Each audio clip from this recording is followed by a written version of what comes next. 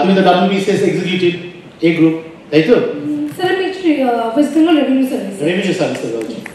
আচ্ছা, আমি তোমায় জিজ্ঞেস করব যে এই যে WBCS এর মতো এরকম একটা পরীক্ষা, তুমি কি ইউনিভার্সিটি বা কলেজে বা স্কুলে ফার্স্ট গার্ল ছিলে কি, না প্রথম 5 জনের মধ্যে ছিল? স্যার আমি যখন স্কুলে প্রথম 5 জনের মধ্যে ছিল? একেবারেই না। রাইট। তাহলে আমি বলবো যে এই যে ধরো স্কুল জীবনে একাডেমিক রেকর্ডের থেকেও এখন তুমি কি হচ্ছে WBCS অফিসার, এই যে ট্রান্সফরমেশনটা, তুমি মাধ্যমিকে যদি ভালো রেজাল্ট করতে 2 বছর এনজয় করতে, যে 12-এর পরে তাদের নাম ভুলে যেত, আবার 12-এ ভালো রেজাল্ট করলে পরে পাড়ার লোকেরা আবার 2 বছর মনে রাখতো, নেক্সট ব্যাচ আসার আগে পর্যন্ত, তারপরে আবার ভুলে যেত। কিন্তু এই যে WBCS অফিসার নেক্সট 30 ইয়ার্স তুমি এই যে পথটা থাকবে, এটাকে যে এনজয় করবে, এটার যে এনার্জিটা, এই এনার্জিটা কোথা থেকে পেলে, কে সাহায্য করলো, কিভাবে তুমি উপার্জন করলে, সেই রহস্যটা যদি আমাদের ছেলেমেয়েদেরকে বলো। স্যার আমি যখন ক্লাস 12-এ পড়ি তখন একটা মোড় ঘোরানো একটা ঘটনা ঘটেছিল আমাদের ভারতবর্ষের পরীক্ষার ক্ষেত্রে। সেটা হলো যে তার আগে যেটা হতো ওয়েস্ট বেঙ্গল জয়েন্ট দিয়ে মেডিকেল সিলেকশনটা হতো আমাদের রাজ্যে, কিন্তু সে বছরের প্রথম নিট পরীক্ষাটা শুরু হয় 2013 সালে। এবং তখনই আমি বুঝতে পারি যে কোথাও একটা, যে আমি ওয়েস্ট বেঙ্গল বোর্ডের স্টুডেন্ট ছিলাম, CBSE বোর্ডের স্টুডেন্ট ছিলাম না, তো সেক্ষেত্রে একটা ডিসপ্যারিটি বা একটা পরীক্ষা দিয়েও বুঝতে পারি যে একটা প্রিপারেশনের কোথাও একটা তফাৎ হচ্ছে।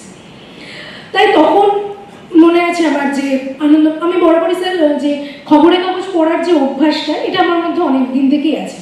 আমার বাবা বরাবরই বলতেন, বাবাও বরাবরই সরকারি চাকরির পৃষ্ঠপোষকতাই করেছেন, তো যে খবরের কাগজ পড়াটা তুমি অভ্যাস করো। এবং সেখানে আনন্দবাজার পত্রিকায় আমার তখনও মনে আছে প্রস্তুতি বলে একটি বিভাগ থাকতো, এবং সেই বিভাগে সেই সময় 2012-13 সালে নিয়মিত বিভিন্ন সিভিল সার্ভেন্টদের যে ইন্টারভিউগুলো প্রকাশ পেত, এবং সেগুলো পড়তাম আমি। এবং সেখান থেকে একটা খুব অনুপ্রেরণা আসে যে একটা মানুষের জন্য কাজ করা, যে এমন একটা সার্ভিস যেটা শুধুমাত্র আমাকে ফাইন্যান্সিয়াল সিকিউরিটি দেবে না স্যার, যেটা নিয়ে আমরা দেখলাম যে বললেন যে গ্রোথ বা সাস্টেনেবল নন সাস্টেনেবল জবের কথাটা যেটা বললেন, সেই স্যারের কথা ধরেই বলবো যে এমন একটা সরকারি চাকরি, এমন একটা সুযোগ আমাদের ইয়াংস্টারদের কাছে, যেটা শুধুমাত্র আমাদের একটা সাস্টেনেবল জব, একটা সিকিউরিটি দেয় না, দেয় যে মানুষের সেবা করা একটা বিশাল বড় সুযোগ। এবং আমার মনে হয় এটাও একটা খুব বড় চালিকা শক্তি, যেটা তোমাদের সকলের মধ্যে যদি থাকে তাহলে তোমরা অবশ্যই এগিয়ে যেতে পারো। আমি একটু আগে বলছিলাম তোমাদের যে তোমাদের জীবনে অনেক না পাওয়ার ব্যাপার রয়েছে, খুব বিক্ষোভ রয়েছে, তবে এখন তো কিছু হলে পরে জাস্টিস চাই, তাই না? আচ্ছা, জাস্টিস চাই, অফকোর্স কি হচ্ছে, মোমবাতি থেকে পুরো জাস্টিস আসবে? আসবে না। আসবে কোথায়? আমরা যদি ইন্ডিভিজুয়ালি যদি আমরা ক্ষমতাবান হই, তাহলে কি হচ্ছে, এই পাওয়ার যদি হাতে থাকে, আজকে আলোচনাও করেছিলাম, সেই পাওয়ার হাতে থাকলে পরে সেই পাওয়ারটাকে যখন এক্সারসাইজ করবে ঠিক প্রসেসে, তখনই কিন্তু 100% জাস্টিস সম্ভব। তাই এই যে বলছে যে ইন্টারভিউ পড়া, এবং তোমাদের পড়া উচিত, কম্পিটিশন সাকসেস বা বিভিন্ন জায়গায় যারা সাকসেসফুল হয়, কেন প্রতি সপ্তাহে তাদের সাকসেস স্টোরিটা পড়ো না? পড়লে পরে তো ভীষণ ইন্সপায়ার্ড হয়, তাই না? তা আমি বলবো যে এটা সত্যি একটা ভালো সোর্স, কিন্তু তোমরা পড়বে।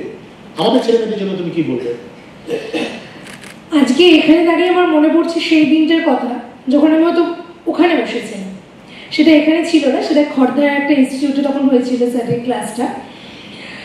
তো সেদিন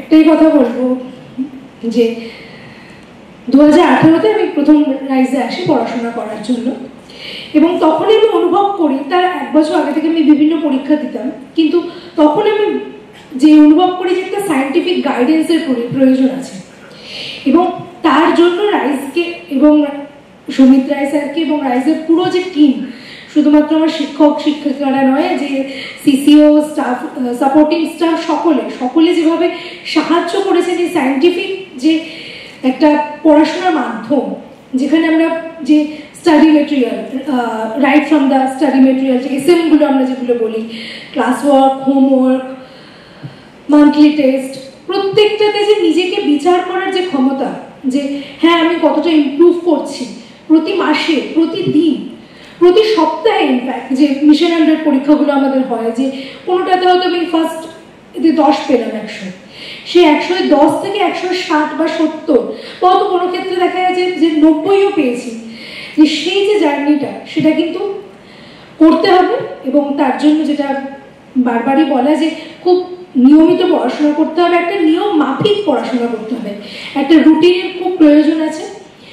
আমি যেটা করতাম যে প্রতি সপ্তাহে একটা করে রুটিন বানাতাম, এবং সেই রুটিনটা হতো যে আমার সামনের লক্ষ্যমাত্রা এবং রাইজের যে সায়েন্টিফিক যে আমাদের পড়াশোনার যে পদ্ধতিটা, যে SM বরাবর এগুলো বা বিভিন্ন যেভাবে স্যাররা আমাদের মানে পড়তে বলতেন বা গাইড করতেন, সেইভাবে এগুলো দুটোকে একটা সামঞ্জস্য করে রেখে আমি আমার পুরো প্রস্তুতিটা চালিয়েছি।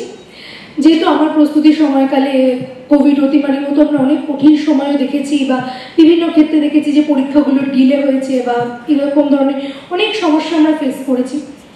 কিন্তু এখানেও আর একবার রাইজের কথা না বললেই নয়, যে কোভিড অতিমারিতে যখন আমরা ক্লাসরুম ইয়েতে আসতে পারিনি, তখন প্রথমে হোয়াটসঅ্যাপ, পরে মাইক্রোসফট টিমস, বিভিন্ন উপায়ে বিভিন্ন প্রযুক্তি ব্যবহার করে রাইজ আমাদের যেভাবে প্রস্তুতি চালাতে সাহায্য করেছে, কোনোদিন প্রস্তুতি থেকে ডিট্যাচড হয়নি। আমার প্রায় এটা 3 বছরের জার্নি শেষে আমি আমার প্রথম চাকরিটা জয়েন করেছিলাম সেন্ট্রাল গ্লাসিং সেরামিক রিসার্চ ইনস্টিটিউটে, এবং সেখানে প্রায় 1.5 বছর কাজ করার পরে আমি WBCS জয়েন করি। আমাদের রেজাল্টটা বেরোতে যেহেতু দেরি হয়েছিল, তো সেটাই বলবো যে রাইজ আমার কোনোদিন হাত ছাড়েনি, এবং বরাবরই প্রিপারেশনে তাদের যে অকুণ্ঠ সাহায্য পেয়েছি, তার জন্য স্যারকে এবং রাইজের পুরো টিমকে আমার হৃদয়ের অন্তঃস্থল থেকে কৃতজ্ঞতা। এবং এখানে উপস্থিত সকল আমার যে ছোট ছোট ভাই বোনেরা, বন্ধু, তাদের সকলের আগামী জীবনে উজ্জ্বল একটা ভবিষ্যৎ হোক, তারা সকলের প্রতিষ্ঠা পাক, এই শুভকামনা জানিয়ে আমি বক্তব্য শেষ করছি।